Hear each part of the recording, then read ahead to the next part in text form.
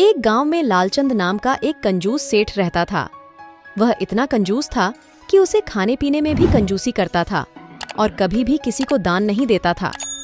लालचंद अपने आप से बोलता है, मुझे पैसे बचाने हैं, मुझे किसी को भी पैसे नहीं देने हैं। एक दिन लालचंद की पत्नी बीमार हो गई।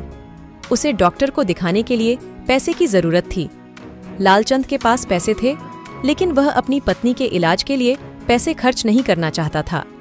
लालचंद अपनी पत्नी से बोलता है, तुम घर पर ही रहो और घरेलू नुस्खों से इलाज करो, मुझे पैसे बचाने हैं।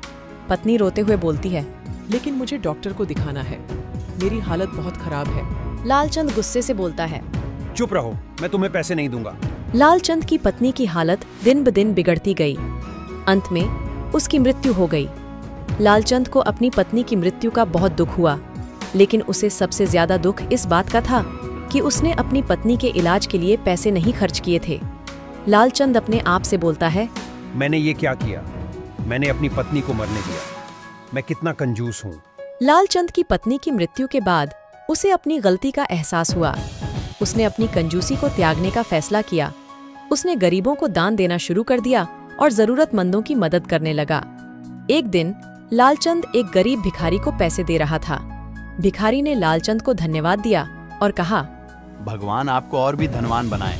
लालचंद भिखारी से बोलता है, मुझे भगवान से धन नहीं, मुझे बस अपनी गलती का सुधार करना है। लालचंद ने अपनी कंजूसी को त्याग कर एक नया जीवन शुरू किया। वह अब एक दयालु और उदार व्यक्ति बन गया था। लालचंद अपने आप से बोलता है, मुझे बहुत खुशी है कि मैंने अपनी कंजूसी को त्याग दिया। अब मैं एक बेहतर इंसान हूँ।